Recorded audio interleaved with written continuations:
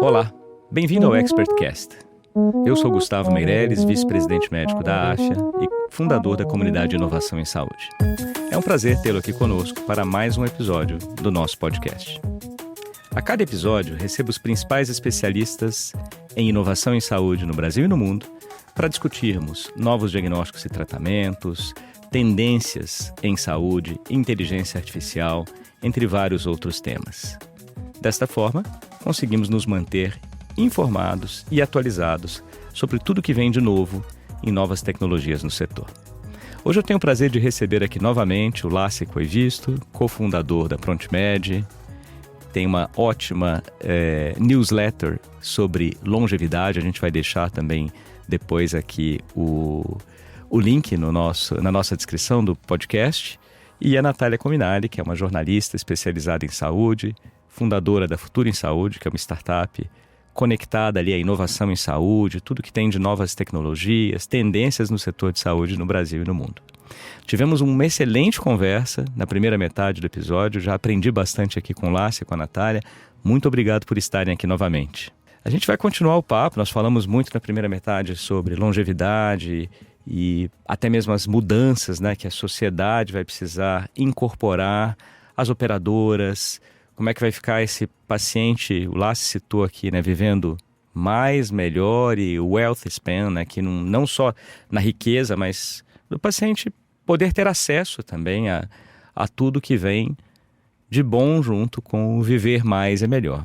Então a gente vai continuar aqui hoje, eu vou começar com a Natália para falar sobre o envolvimento do paciente, porque foi o Lácio que citou, né, na medicina baseada em valor. Depois a Natália falou também, os temas em saúde, eles vão e voltam. A gente fala muito agora em empoderamento do paciente, o paciente no centro. Agora, como é que a gente realmente faz isso acontecer com esse paciente que vai viver mais?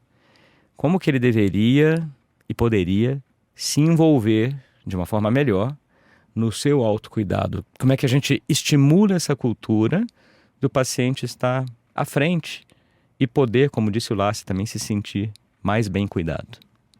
A gente precisa ouvir mais o paciente. Eu acho que dentro desse contexto que a gente pensa em futuro da saúde e da longevidade, tem muito esse olhar de, é a tecnologia, é o incentivo, qual é o dinheiro, como que funciona essa equação, mas pouco a gente fala sobre quais são as reais necessidades dos pacientes.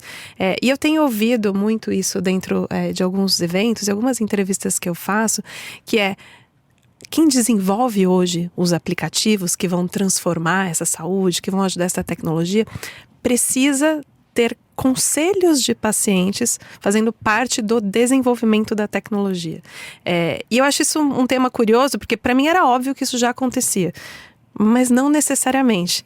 Necessariamente, às vezes, vem alguém que tem uma ideia que é brilhante, consegue fazer uma captação de recurso, desenvolver, montar uma startup, apresentar-lhe o seu PowerPoint. A ideia pode ser legal, pode ser inovadora, mas não necessariamente ela conecta com aquela necessidade que o paciente tem. Então, colocar o paciente mais dentro dos processos de desenvolvimento das tecnologias, das políticas, eu acho que vai fazer mais sentido. Não só para ele se sentir acolhido, ouvido, respeitado, mas também para ele, de fato, engajar com aquilo. E eu acho que precisa ainda ter essa mudança da mentalidade. De onde que vem esse conhecimento? Se ele vem do top-down ou se a gente está realmente ouvindo as pessoas. E outra coisa é a gente também diminuir os nossos preconceitos. Né? Quando a gente pensa em envelhecimento, a gente está falando de longevidade, né? E dá para pensar da longevidade do ponto de vista de hoje nós mais jovens e saudáveis estamos cuidando para envelhecermos com saúde, mas a gente também tem que pensar no grupo que já envelheceu e que talvez não envelheceu com tanta saúde assim e que também quer ter uma vida longeva, né? O Peter Attia fala da década marginal, né? Que são aqueles últimos 10 anos que você pode viver com mais ou menos qualidade de vida. Então a gente tem que olhar para essas pessoas que também já envelheceram, mas que de alguma forma também acordaram. E às vezes a gente tem preconceito de achar que ele não vai gostar dessa tecnologia. Ele não escuta o que a Alexa diz para o lembrete de medicamento. E não é verdade. Já tem algumas pesquisas mostrando que os idosos, inclusive, eles são super adeptos à tecnologia. O negócio é só fazer encaixar. Então, assim, às vezes a gente que, né, e eu sei que tem muita gente que te escuta aqui, que fala, né, sobre tecnologia, que desenvolve produto, que traz isso para o ecossistema, mas é realmente parar e trocar com o paciente, entender quais são as necessidades, entender, a gente deu aquele exemplo, né, na primeira metade do podcast, né, da fila de espera, mas assim, o que é essa fila de espera? O que está acontecendo com essas pessoas? Faz sentido que elas cheguem nesse momento? Que não faz? Quais são as dores do médico? Então aí você vai conseguindo construir essas soluções para o ecossistema. Eu escuto muito gestor de hospital falando de que chegam as soluções prontas e que às vezes aquilo não encaixa naquilo que ele precisava. Então o encaixar, eu acho que vai trazer ganho para o sistema. E aí ouvindo quem realmente faz diferença. Olha, enquanto você falava, Natália, eu fiquei lembrando aqui de um outro podcast que nós tivemos no ExpertCast. Já tem um tempinho eu entrevistei a Tabata Amaral e o Anthony, que é fundador da Neuralmed. E nós falamos muito sobre acesso e as desigualdades, que nós três sabemos muito bem, que existem no acesso à saúde no Brasil. E existe uma diferença de expectativa de vida de incríveis até 20 anos dentro da cidade de São Paulo. Dependendo se você está, como nós estamos aqui na Vila Madalena, ou se você está numa região muito remota da periferia. Eu lembro da Tabata conversando disso, falando assim, puxa, é a mesma cidade, são as mesmas pessoas com acessos muito diferentes, né? Então, eu vou passar para o Lácio agora comentar um pouco sobre esse tema e aí aproveitar para falar também de tecnologia, né? Como que talvez, imagina, 9 horas de espera ali num consultório. Me lembro também de uma pessoa que eu conheço sendo atendido pelo SUS para fazer um eletrocardiograma. Agendou para daqui a 2 meses. E aí no dia ele foi e o aparelho estava quebrado. E ele falou assim, poxa, Gustavo, eles têm meu telefone, têm meu WhatsApp. Custa me mandar uma mensagem e falar, o aparelho está quebrado, não venha, né? Estou falando de um tema mais amplo aqui para passar para o Lácio, depois volto com você também, Natália, nesses 2 pontos, né? Como é que fica essa questão de desigualdade? E aí, para eu fechar a pergunta, Lácio, me lembro do Harari no Homo Deus, porque ele dizia, talvez a inteligência artificial e outras tecnologias aumentem a desigualdade que já existe. Então, nós 3 aqui vamos viver mais e melhor, porque a gente tem mais acesso a isso. E outros podem viver mais e pior, porque não têm acesso. E eu começo a criar quase 2 espécies aqui, né? Os que têm acesso e vivem, têm um maior health span, têm maior wealth span e maior lifespan. Mas do outro lado não. Queria ouvir você agora sobre esse tema. Legal. Esse tema é muito, muito bom de se discutir. A desigualdade, ela acontece em vários aspectos. E sabe o que eu acho que falta também para as pessoas? Eu concordo 100% com o que você falou, Natália. E eu acho que as pessoas acordam e falam assim, tá bom, eu entendi, o que eu faço na segunda-feira? Porque a minha impressão, depois de tanto tempo em saúde, é que a gente fica discutindo, o paciente no centro é uma história dentro da saúde. Você pergunta para um ser que está passando na rua, né? Uma pessoa fala, sabe o que é o paciente no centro? Ele vai falar, o que é isso? Né? Não estou entendendo o que você está falando. Ninguém sabe. Então, na prática, você tem que explicar para a pessoa por que ela tem que fazer e ela vai seguir minimamente. As pessoas seguem, assim, né? Óbvio, você tem que ter confiança. Então, esse é um problema, porque mundialmente a confiança que os médicos têm da população está diminuindo. Isso é uma pesquisa enorme lá fora, falando que foi a pior queda de todas as profissões, é a confiança nos médicos. Eu vi. Você viu que a maior confiança é nas farmácias. Em termos de sistema de saúde, está acima de hospitais, está acima de médico, tudo farmácia é número 1. Então eu acho que primeiro tem que explicar para as pessoas o que elas têm que fazer. Quando a gente está falando de pessoas mais velhas, aí tem essa história do etarismo, né, como insere de volta as pessoas no trabalho e cuida das pessoas. Existem muitos estudos, a gente coloca, depois eu passo para vocês colocar Eu até fiz uma sinopse aqui. Eu expliquei, inclusive numa newsletter, tem um estudo recente que mostra que pacientes com declínio cognitivo leve, Alzheimer leve, que na média de 75 anos, fizeram uma intervenção, acho que são 5 ou 6 coisas. Exercício físico, a dieta, no caso lá, era vegana, mas eles até falam assim, não sei se é porque era vegana, eles deixam bem claro. Eles falam, a gente vai colocar 5 coisas, a gente não sabe nem medir direito o que teve mais impacto ou não. Mas exercício físico, uma dieta, sono, mais alguma coisa que eu não lembro, e um grupo no Zoom de encontro de comunidade, para as pessoas conversarem. Então, olha que simples. E melhorou. Eles fizeram aqueles testes de declínio cognitivo, ter grupo de controle, bonitinho, tal, a pesquisa, eles melhoraram. Então, existem formas, existe um outro estudo muito legal que mostra uma intervenção de 2 anos para pacientes de 50 anos de idade que melhoraram o VO2 máximo em 18% e diminuíram muito o risco de qualquer evento cardiovascular. Então, estamos falando de pessoas acima de 50 anos que não eram ativas fisicamente. Então, existem formas, a gente precisa contar essa história. A gente precisa falar na prática, falar, olha, o que acontece? Se você fizer isso aqui, vai melhorar. E as pessoas sentem. Quem nunca dormiu bem numa noite e falou, nossa, acordei super bem, sabe assim? Energizado. As pessoas querem se sentir assim.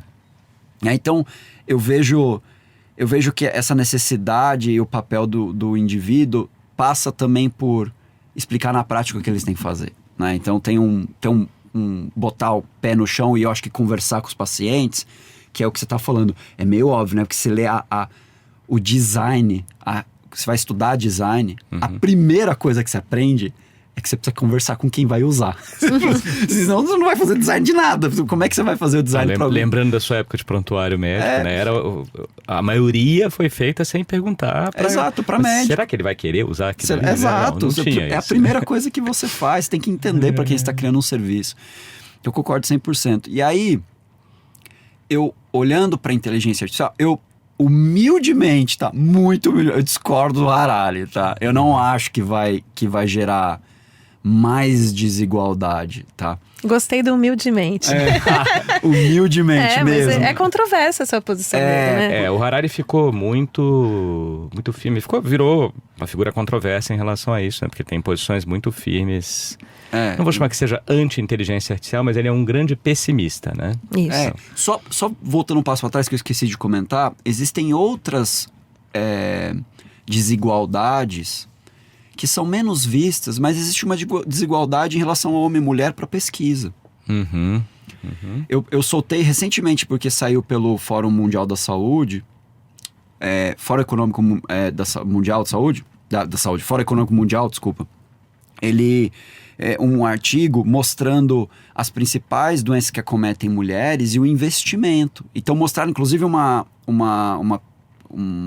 comparação que a mulher vive em torno de 4 a 5 anos a mais que o homem na média.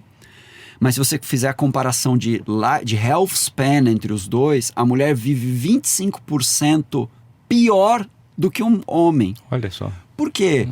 Porque menopausa, porque nós estamos falando de endometriose, de algumas doenças, mesmo Alzheimer, de cada 3 pacientes que têm Alzheimer, 2 são mulheres.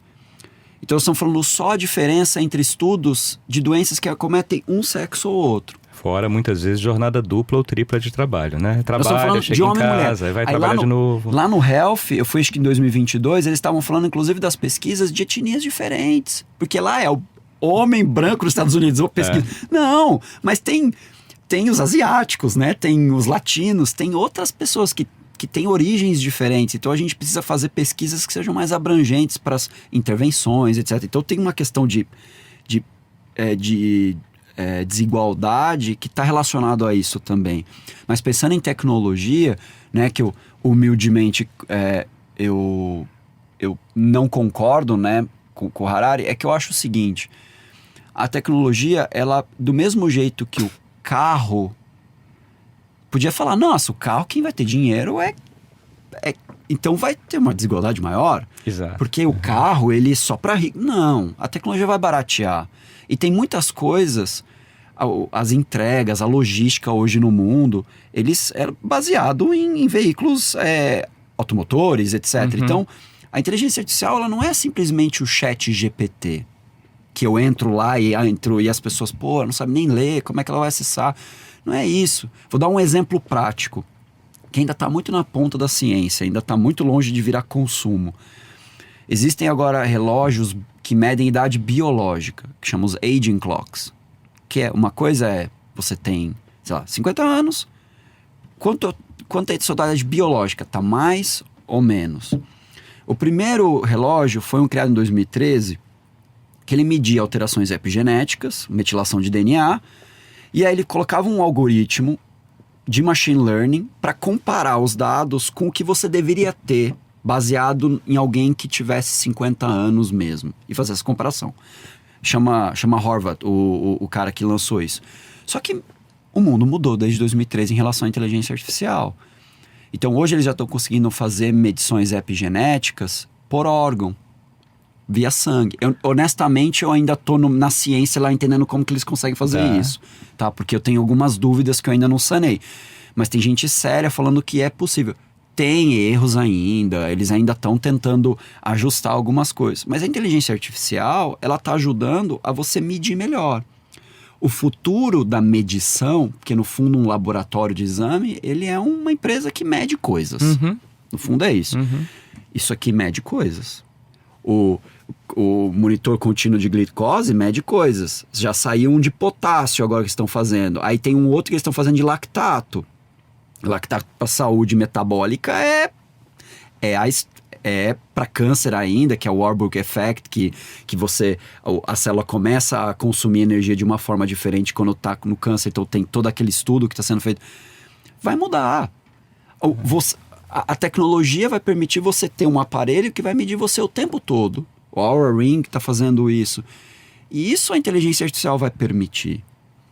E do mesmo jeito eu acho, e aí é ainda mais controverso, ainda uma discussão muito complicada, que eu acho honestamente que se fizer direito à inteligência artificial, a gente vai acesso a uma informação mais correta. Porque eu falo, não, porque ele erra, porque ele dá aquelas viajadas, né, inteligência artificial, ele fala uma coisa que não tem nada. Mas, o tanto de informação de gente que a gente achava que era especialista, mas na verdade não tem nada a ver.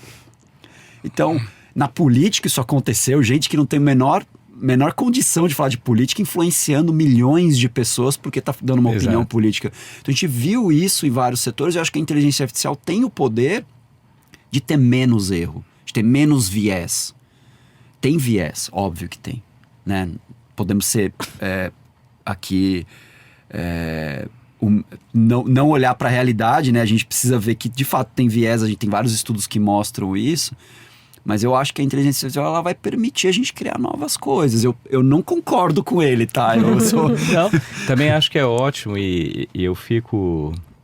Eu lembrei de um texto que a Mariana escreveu. A Mariana também, eu citei o Anthony aqui, que é da Neuromed. A Mariana também é de lá, como Chief Operating Officer, falando muito desse uso de inteligência artificial e outras tecnologias para aumento da longevidade. Você citou agora os wearables, né? Eu sou corredor de rua e uso aqui o meu relógio já há muitos anos, vou mudando à medida que eu vou para uma nova maratona. E esses últimos agora estão realmente impressionantes, assim, avaliação de VO2, avaliação do seu estado físico. Então, puxa, você acorda hoje, você acordou relaxado, você está com... E até te motiva mais, né? Me dá um monte de broncas também. Eu faço um treino e falo, nossa, acho que eu fui bem. Aí o relógio podia ter ido melhor, sabe? Fica parecendo meu treinador de corrida. Exato. Eu estava correndo agora, final de semana, com um amigo que estava com um chinês, a gente falando aqui das inovações da China, que mede além do arroz com feijão, entre aspas, né? Que é frequência cardíaca, etc. Pressão arterial, faz eletrocardiograma e medindo glicemia. No relógio? No relógio.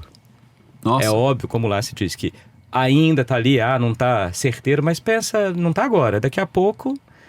E aí eu não tenho nem mais o PET cutâneo, eu tenho um relógio que vai começar a me dar várias medidas. E vai começar a me deixar cada vez mais ciente. Puxa, será que eu estou trabalhando para reduzir minha idade biológica? Nesse meu aqui dá a idade biológica também, quantos anos eu tenho. Então você começa a se motivar. E eu acho que talvez a questão do paciente no centro aí, isso aqui... O paciente tendo um vestível que o ajude nisso, pode influenciá-lo melhor, né? Eu vou passar para a Natália agora e depois fechar com você, Lácia, olhando para frente, porque agora eu queria que a gente pensasse aqui como bola de cristal, né? Vamos viajar. Viajar. E assim, e podemos e devemos errar, né? Mas acho que para quem nos ouve, muito legal ouvir duas pessoas inspiradoras como vocês, Natália e Lácia. Falar, puxa, tá todo mundo pensando assim, nossa, eu tô aqui com os meus... Vou me usar como exemplo, né? Eu tenho 49, faço 50 anos esse ano. Brinco com meus filhos às vezes, nossa, estou velho. Eles, que velho o quê? Porque para eles já... Diferente quando eu olhava meu avô lá atrás, né? Eles já estão olhando uma sociedade que está indo muito além. Será que nós vamos passar dos 100 anos? Acho que todo mundo pensa nisso. Será que eu vou viver até 110, 120, 130 e vou viver bem? Como é que vocês enxergam? Vamos pegar aqui um cenário de tempo, 5, 10 anos. Natália, o que vem por aí? Avanços tecnológicos, acho que sem dúvida, né? Você trouxe um exemplo, você trouxe o exemplo do relógio com o medidor de glicose, e aí dá para citar mais um monte de tecnologia que a gente vê começando a sair, mas que daqui a pouco você pensa na evolução dela, né? O dispositivo que ganhou o prêmio da CES esse ano é um dispositivo para medir hormônio sublingual. Você em casa sabe a sua taxa de cortisol, de progesterona.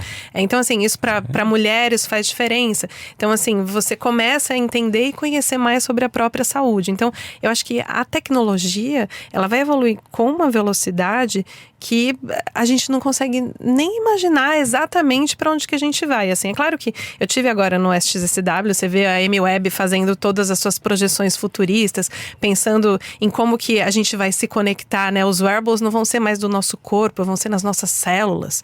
Então, assim, dá pra gente ir para esse caminho pensando num futuro. Mas eu acho que, antes de tudo, a gente tem que pensar em como que a gente vai usar essa tecnologia para, de fato, induzir comportamento e induzir mudança. Não tem como a gente falar que tudo bem, as pessoas elas querem saber dos próprios dados. Eu também, quando eu recebo um insight que hoje você não dormiu muito bem, Natália, então toma cuidado, eu mudo um pouco o meu comportamento, mas será que isso é assim para todo mundo? Então acho que tem que começar a entender e estudar de fato quanto que esses dispositivos ajudam a gente a realmente mudar comportamento e como que isso tem que estar atrelado a um programa maior. Pensando em política pública, pensando em desigualdade de acesso, pensando em tudo mais. Pensando em tecnologia puramente, eu gosto de pensar nos robôs. E como que os robôs lá no SXSW falaram muito sobre a Physical AI, que é a inteligência artificial física, que nada mais é do que o robô movido ali, né, obviamente com a ajuda da inteligência artificial para ajudar a resolver os problemas das pessoas. E aí dá para também ter várias imagens a partir disso. Lá eles apresentaram uma robô que já está funcionando nos Estados Unidos, que talvez até vocês já tenham ouvido falar, que é a Moxie. É uma robô que ela faz o trajeto dentro dos hospitais para reduzir a carga de trabalho dos funcionários dos hospitais. Ela já economizou mais de 1,5 bilhão de passos só levando o remédio de um lado para o outro. Ela não conversa, mas ela interage, mas ela não é aquela inteligência artificial que faz a baita interação. Mas aí você extrapola isso para um outro caminho e você pensa no envelhecimento da população, que vai ter uma necessidade maior de cuidadores. E aí você já vê robôs que fazem as conversas com as pessoas. E a gente sabe que os índices de solidão nessa faixa etária são enormes. E a solidão está atrelada, a saúde mental ruim está atrelada a declínio cognitivo, a piora de qualidade de vida. Então, você começa a juntar as coisas da tecnologia junto com as necessidades das pessoas e pensando que os robôs podem, de fato, personificar isso. Eu acho que é algo... Isso lá no SX, eles fizeram muito essa projeção para acontecer nos próximos 5 a 10 anos. Eu não estou falando de algo de 50 anos para frente. Então, quando você pergunta de 5 a 10, é claro que vai ter sempre esse espaço da adoção da tecnologia. Algumas pessoas vão ter antes, outras vão ter depois, mas esse vai ser um caminho. Um outro caminho que não é tecnológico, mas que vale de insight aqui, é a história da saúde social. A saúde social como também é uma grande tendência da importância das nossas conexões. E que no futuro, e também não daqui a muito tempo, os médicos vão começar a fazer screening da sua solidão. E aí, como que você está? Você está encontrando as pessoas? Como são suas relações com a família? E aí, a partir do screening, ele não vai te prescrever ali um medicamento ou um wearable. Ele vai falar, você precisa se encontrar 2 vezes por semana com fulano de tal. E aí você cria novas profissões a partir disso. Muito interessante. Coach social. Academia de fitness social, para você encontrar pessoas. Então, assim, em termos de tendências, tem as tecnológicas, tem as comportamentais, mas eu acho que a gente vai ter que ver uma junção de tudo isso para realmente a gente conseguir ver essa mudança. Antes de passar para o Lassi, gostei muito que você falou dessa parte social, porque o Lassi tinha citado entre um dos 5 pilares, né? Eu me lembrei aqui do Japão. Eu adoro o Japão, tive lá algumas vezes a trabalho. E uma das vezes que eu estava lá, um amigo que mora no Japão me contou uma história que uma vez ele foi com o chefe dele num bar. E foi ele, o chefe, outros 2 que trabalhavam juntos. E chegou num bar, o bar era super legal e umas meninas sentaram à mesa junto com eles e conversaram a noite toda. Foram ótimas, super interessantes. Foi uma noite muito legal. E na hora que ele foi embora, o chefe falou: "E aí, vocês gostaram do bar?" "Não, gostamos muito." "Ai, que bom que vocês gostaram, porque eu gastei um iPad com cada um de vocês aqui." "Mas como assim? A gente não bebeu quase nada, tal." Não, esse aqui é um bar de relacionamento, para as pessoas conversarem. Então isso já existe no Japão. É algo, como vou dizer, estruturado. Então você vai a um bar e não é para você paquerar, namorar. Não, você está ali com uma pessoa, tem alguém para você conversar. Inclusive com ratings de, Lassi conversa super bem, nota 4.6. Gustavo não conversa muito bem, nota 3.8. E as pessoas já fazem isso exatamente para conseguir fugir da solidão. Então acho que é um ponto muito relevante. Eu vou passar para o Lassi agora, a gente está fechando. Eu queria você olhando para frente, aí, bola de cristal também. Você está em vários projetos muito legais, se quiser contar um pouco sobre eles e falar o que daqui a 5, 10 anos, como é que você está vendo longevidade, vai ser ótimo. Bola de cristal, hein? Vou chutar no que eu acho que tem alguns caminhos. Vai acontecer agora em abril um evento bem importante, que é o lançamento de um projeto chamado Exposome, que é um projeto comparado com o do Genoma, que mudou o mundo de diversas formas, mas focado para medir o que influencia a nossa saúde que vem de fora. Inclusive o que come, a poluição, a água, os microplásticos, e aí é enorme. Então eles vão lançar em Washington agora, são vários países que estão fazendo. Por quê? Porque eles querem medir como impacta, para poder dizer, será que a gente vai limpar os oceanos ou se a gente vai acabar com a poluição dos carros? Se você mora na Paulista, nos Jardins, perto da Paulista ali, onde tem tudo, né? Passa todo tipo de automóvel, é uma bagunça no bom sentido, né? 24 horas. Ou você mora num bairro mais afastado, que é mais arborizado. Como isso impacta a tua saúde? Eles vão estudar isso. Tem vários países, Dinamarca, tem um monte de país envolvido. Então eu acho que 5, 10 anos a gente vai ter uma boa ideia, como esse projeto e outros, para medir aquilo que a gente hoje não tem a menor ideia de como nos afeta. Porque a gente não tem ideia, né? A gente acha que, a poluição, mas o quanto? Será que faz uma diferença de verdade? Porque senão vira papo sensacionalista. Teve aquele famoso do microplástico, que é você ingere um cartão de crédito por ano de microplástico, que depois foi desbancado, uma mentira, não é isso não. Então acho que por um caminho a gente vai começar a entender a saúde sendo afetada por vários outros ângulos. Acho que em 10 anos a gente vai ter uma boa visão em relação a isso. Essa é a minha visão. O outro lado é em biotech. Isso, se você pegar, acho que o laboratório mais falado no mundo é um que chama Autos Lab.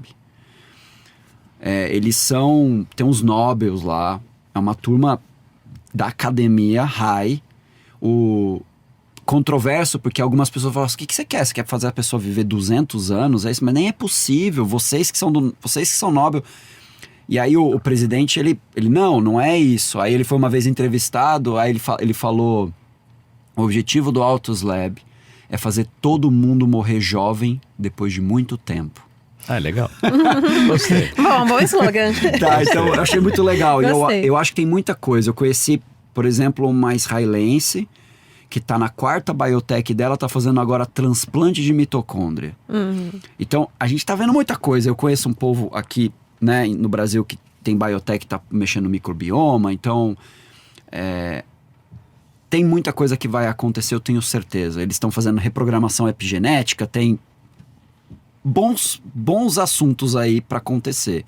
Acho que alguma coisa ou outra a gente vai descobrir como afeta a nossa saúde e como que a gente, com outras moléculas, pode melhorar a nossa máquina, vamos chamar assim, né? Acho que vai ter bastante mudança aqui. E um terceiro, que eu torço muito, eu tô falando porque eu quero muito que aconteça. Resgatando toda a nossa conversa. A saúde, ela é baseada em confiança. E você só vai seguir o que um profissional de saúde, um médico, fala se você confia nele. E a melhor saúde que existe, mas ela é não escalável, é o médico te atender todos os dias. Ele ir na sua casa, conversar com você, te falar o que você tem que fazer, tá do seu lado. Igual a educação. Qual a melhor educação? Você quer aprender a tocar violão? Pega um professor, coloca do teu lado e faz um planejamento. E depois você vai tocar com seus amigos para você ter a vivência, né? A saúde é a mesma coisa. Eu acho que a AI, ela vai estar numa direção, daqui 5 ou 10 anos, onde ela vai conseguir, junto com profissionais de saúde, com empresas que entendem disso, criar um vínculo de confiança com a população que está vindo. Talvez quem está nascendo agora, ou quem nasceu faz 10 anos, está tão acostumado com tecnologia que não vai ter problema de contar como está se sentindo para uma inteligência artificial e ela falando, pô, você está triste, não é assim e tal. Então, eu acho que o futuro, não só na saúde, inclusive na educação, vai ser você ter como se fosse um agente teu no seu celular que vai cuidar de você e vai estar linkado com várias tecnologias, sabe? Você precisa de um suplemento, tem essas oportunidades, você pode comprar aqui, você precisa de um atendimento. Então, eu acho que vai centralizar e vai permitir você conversar com esse... como chama lá, o Homem de Ferro, Jarvis lá, o Jarvis da saúde, né? Brincar com uma brincadeira, mas eu acredito que em 5 ou 10 anos a gente vai ter muito mais interação com a inteligência artificial como alguém que consegue cuidar. O desafio vai ser enfiar na cabeça do mercado atual que vai ter que mudar a forma como a gente vai entregar saúde, né? Essa era de novo lá a pergunta de $1 bilhão. Como que eu vou convencer que não precisa ter de fato um médico lá prescrevendo, porque daqui 10 anos será que vai mudar? Talvez precise, mas... Tomara. Né? Será que se ele já não der boas práticas, o básico já tão bem feito, ele não vai precisar passar o olho em tudo? Não sei, tem que olhar, né? Tem que olhar para isso. Será que só o médico, como que ele vai se inserir nisso? Ele vai ser um ponto de apoio, eu acredito muito nisso, né? Um ponto de apoio que quando eu precisar de alguma coisa... Eu falo com o meu médico. Ele tá disponível ali pra mim. Eu sei que ele tá escutando. Sabe assim? Ele tá me olhando aqui de longe. Eu enxergo muito esse papel do médico, né? Do médico, do profissional de saúde como um todo. Cada um no seu... Gostei bastante das bolas de cristal dos dois aqui. Gostei também dessa provocação aí de... viver o máximo possível como jovem, né? Então, eu brinco, eu falo com a minha sogra, eu sagitariano aqui, que quero viver. Ela fala, Gustavo quer viver 120 anos. Eu falo, por que tão jovem? Né? Por mim, dá para ir mais. Então, mas vai depender, obviamente, de viver bem. Agradeço muito aos dois aqui. A gente vai fechar agora com uma tradição do ExpertCast, que é o papo rápido, né? São perguntas aqui diretas e rapidinhas sobre temas que não têm a ver com o nosso episódio específico. Eu vou começar com a Natália, com uma dica cultural. E aí, vale aqui livro, vale viagem, série, você escolhe. Eu tinha pensado antes num livro, mas agora você falou viagem, Pode ser os dois também, se quiser. Não, me deu vontade de contar de uma viagem. Eu fui para Ushuaia.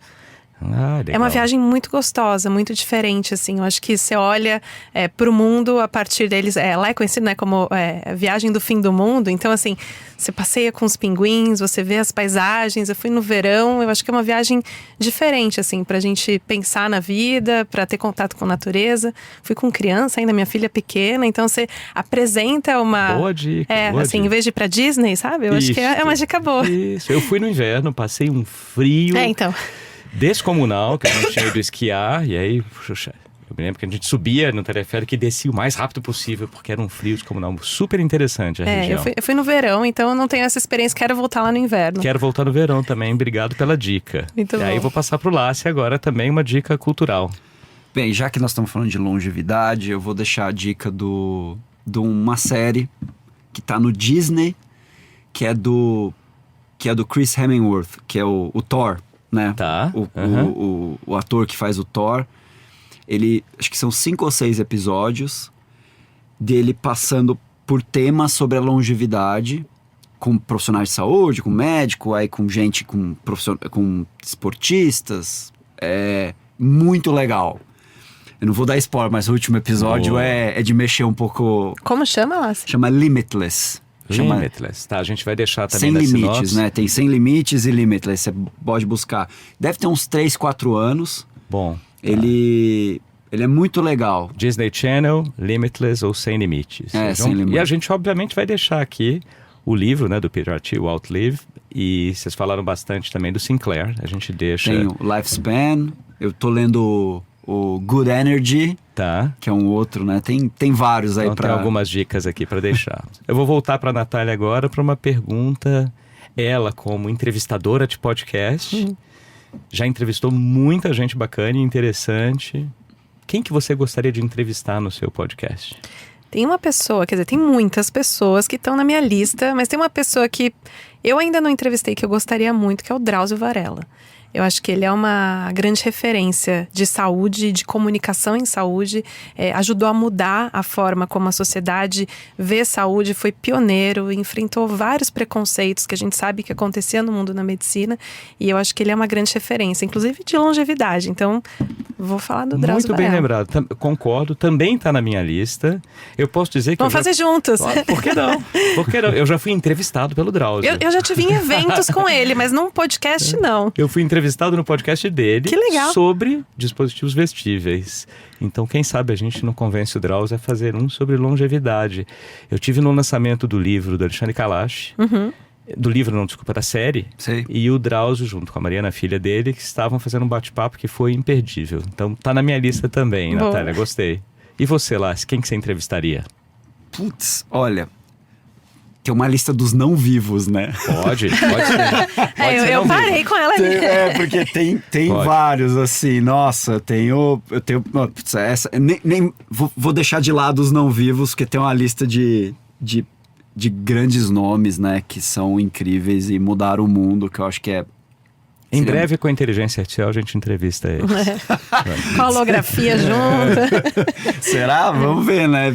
Incrível, incrível. Entrevistaria alguns parentes, né? Imagina que legal, conversar com o bisavô, contar como foi. Acho que é a conversa mais gostosa que você poderia ter. Mas acho que pensando em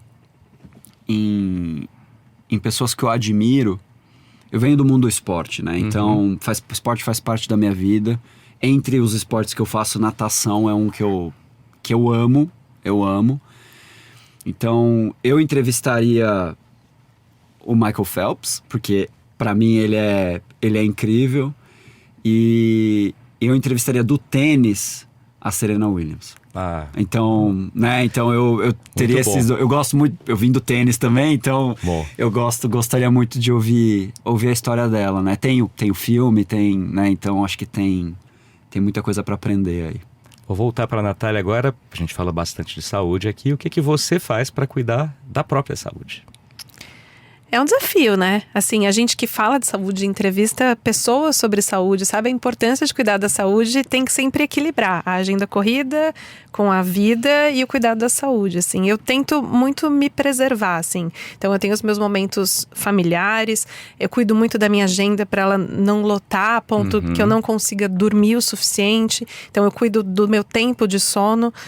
Exercício físico, às vezes esse fica em segundo plano, mas assim, eu tento ter uma frequência de no mínimo 3 vezes por semana, mas assim, gostaria de mais, então eu tenho essa coisa. E o Lácio estava falando dos agentes de IA, isso obviamente não entra muito no contexto de saúde, mas eu uso muito o meu chat GPT para conversar, inclusive sobre saúde. Eu vou pegando muitos insights dele sobre a minha própria saúde. Então, em vários contextos, assim. Então, eu meio que já tô treinando o meu GPT para ser o meu coach de saúde. Muito bom, muito bom. O Lácio eu já sei aqui que tem tênis, tem natação, mas o que você anda fazendo atualmente aí para cuidar da saúde? Atualmente, hoje eu treino todos os dias da semana. Eu treino 4 vezes por semana musculação, eu corro 4 vezes por semana e nado 3. Tá bom. Então... Tô até com vergonha. Não, só tá faltando a bicicleta aí. eu já eu fui triatleta, tá? Eu fui triatleta desde 2015, eu parei em 20 e alguma coisa, então eu fui do mundo do triatlo. Isso é na parte de esporte, né? No mundo do exercício. Eu, inclusive, também, ao longo do dia eu faço alongamento, tem algumas outras coisas que eu faço porque fazer esporte não é simplesmente... Esse é um ponto importante, que é o que a gente estava falando lá no começo, que é o que eu faço na segunda-feira. Esporte não é tudo igual. Fazer pilates e corrida não é a mesma coisa que musculação ou alongamento. Se complementam, né? São coisas são peças de um quebra-cabeça que chama exercício físico. Sono, para mim, é o pilar hoje que eu tô prestando mais atenção. Tomando muito cuidado com a higiene do sono, né? Seguindo os protocolos, que chama QQTR, né? Que todo mundo tá seguindo. E de alimentação, meu hobby maior é cozinhar. Eu cozinho desde os 5 anos de idade. Ah, que legal. Eu adoro. Eu tenho muita afinidade com comida. Então, eu sempre comi saudável desde que eu fui criado pela minha mãe e tudo. Mas hoje em dia eu tento organizar os meus cardápios com a minha esposa, alguma coisa que seja saudável, pensando em ingredientes que façam diferença. Então, se eu estou falando de diminuição de inflamação, eu faço pão em casa. Uma das coisas que eu faço toda semana é meu próprio pão. Eu boto chia lá dentro, é uma das coisas de propósito. O meu omelete, de manhã, quando eu faço o meu omelete por causa da proteína, né? Porque eu tenho que cuidar da quantidade de proteína, eu coloco cúrcuma, né? Que é o açafrão, porque reduz a inflamação, porque tem artigo científico provando já. Então, a minha forma de estruturar é fazer comida que seja boa, gostosa e que traga benefícios para a saúde, né? Já sabemos, Natália, ele vai convidar a gente. Eu quero em breve, muito. Tá? Para um almoço. Vou trazer um pão na próxima vez. Vou trazer um pão. Eu já quero essa dica depois do omelete, da receita com cúrcuma, gostei. Combina super. Nunca tentei. É muito simples e ajuda. E aí, olha, pra gente fechar aqui, uma outra pergunta. Não precisem ficar restritos à saúde. Qual que é a principal inovação para vocês? Natália e depois Lassi. A predileta. Nossa, que difícil essa. Eu não tinha pensado antes, Já assim. teve várias respostas aqui. Por exemplo, teve uma pessoa uma vez que veio e falou assim: atual, é o ar-condicionado, né? Então, o ar-condicionado é maravilhoso. Eu pensei no iPhone de bate-pronto. Assim, mas maior é que parece que você quer limitar todas as outras, né? É difícil. Mas pensa alguma que te interessa mesmo. Mas eu acho que, assim, já que a gente tá falando, o iPhone eu gosto muito. Acho que é uma inovação, né? Uma grande mudança, É, uma né? grande mudança que faz com que a gente tenha acesso a muitas coisas no mesmo lugar, que pode mudar a nossa vida. Você tem conexão com pessoas a partir disso, você tem conexão com a sua própria saúde, você consegue, sei lá, gravar entrevista, você consegue se filmar, falar, ouvir esse podcast. Exato, se conectar com a sua família. Então, assim, eu acho que realmente essa é uma grande inovação. Também acho. E você, Lassi? Você quer de inovação de todas as inovações? Pode ser de todas. Ou atual? Que é atual para mim inteligência artificial. Essa é boa. Tá, pode escolher as duas, atual e inteligência artificial. E para mim são duas as maiores inovações que eu acho da humanidade: a língua e a agricultura. No momento que a gente aprendeu a cultivar os alimentos, a gente conseguiu ter um território, porque antes a gente era nômade. As leis mudam, porque agora eu tenho um pedaço de terra que é meu, propriedade privada, mudou o mundo. A agricultura transformou, a gente conseguir controlar a natureza a nosso favor, nesse sentido, né, de eu planto e nasce, mudou completamente, o mundo mudou. E você escrever e deixar o conhecimento, ele mudou, assim, aí enorme, aí acabou, porque você tem livro, você transforma conhecimento, aí a partir disso você vai ter o computador, porque eu pensando, putz, o computador é muito importante, mas mais importante do que isso é você ter uma forma de passar conhecimento pra frente, não ser por histórias apenas, grande verdade, né? É uma grande diferença pros animais, né, que não conseguem fazer isso. Eles passam ali, uma cadela passa pro filhote, mas isso não fica registrado depois, né? Tá entre os dois, a comunicação. O Harari escreveu sobre isso agora no Nexus, né? A comunicação desde o começo até a inteligência artificial. Da parte de agricultura, interessante, eu estou lendo um livro que se chama A História da Felicidade, que é bem legal. Começa lá atrás, e desse conceito, né? Porque hoje a gente tem muito, importante é ser feliz. Nem sempre foi. O conceito de felicidade é muito, muito moderno. E quando a gente sai do caçador-coletor para a agricultura, a felicidade humana caiu. Foi uma grande revolução, mas a gente entrou um pouco nessa... Na produtividade. Na linha de produtividade, foi isso também. Então ela é muito, muito legal, eu concordo com você, com uma grande inovação do ponto de vista de felicidade. É que a gente endeusa demais felicidade, o livro traz isso também, de o que é felicidade. Ser feliz, aí você tem que ser feliz. Tô super curioso, aliás. Esse livro é muito interessante. Como chama? A História da Felicidade. Ah, que legal. Que é esse negócio, você precisa achar um trabalho que te deixe feliz. Ele desmistifica um pouco esse tipo de coisa. Eu tô ali no primeiro terço ainda, mas bem interessante a ligação, muito do que vocês dois trouxeram aqui também, da importância das conexões, né? Tem o famoso estudo de Harvard sobre felicidade, cita muito isso, né? Que relacionamentos, isso foi o fator mais influenciador de felicidade, mais do que o dinheiro, mais do que qualquer outra coisa. Papo muito bom, como na primeira metade, até melhor agora. Gostei muito de receber vocês dois. Super legal. Espero que a gente faça isso várias outras vezes, que a gente prove, né, o pão, o omelete aqui. Já fica também esse desafio. Muito obrigado, Natália. Muito obrigado, Lassi. Vamos ter vocês aqui outras vezes. Queria te agradecer demais, Gustavo. Foi um prazer enorme, de verdade, estar aqui. Gostei muito de te ouvir vocês dois. E acho que se deixasse, a gente gravaria mais uns 4 episódios, né? Então foi muito bom. Exatamente. Eu também estou no mesmo barco. Muito obrigado e parabéns pelo programa. Você está fazendo um papel importante de compartilhar conhecimento. Obrigado, eu agradeço. Continue fazendo isso, porque é muito importante. Ele tem um impacto de comunidade, tanto... né, nos seus grupos, o que você está fazendo pelo ecossistema de saúde, conectando pessoas. É um grande conector, né, Gustavo? Então, parabéns pelo teu trabalho. Obrigado, Natália, também, pelos aprendizados que eu tive. Foi muito legal. Eu que agradeço. Obrigado. A presença de vocês dois na comunidade de inovação em saúde. Nós já tem mais de 10 mil integrantes hoje. Para quem está nos ouvindo e nos assistindo, acesse inovaçãosaude.com. Tem lá o link para os grupos, LinkedIn, Instagram. Vamos deixar também na sinopse dos episódios tanto aqui o caminho para a newsletter do Lassi, quanto para o Futuro da Saúde, e não só o website, mas também lá vocês encontram o podcast. Então, muito importante ver o que esses dois estão fazendo, tem muitas coisas bacanas. E não deixe também de compartilhar esse e outros episódios com seus amigos, contatos, publicar nas mídias sociais, nos dar 5 estrelas lá no Spotify, em outras plataformas de podcast. É assim que conseguimos disseminar informação de qualidade como o episódio de hoje. Muito obrigado e até o próximo.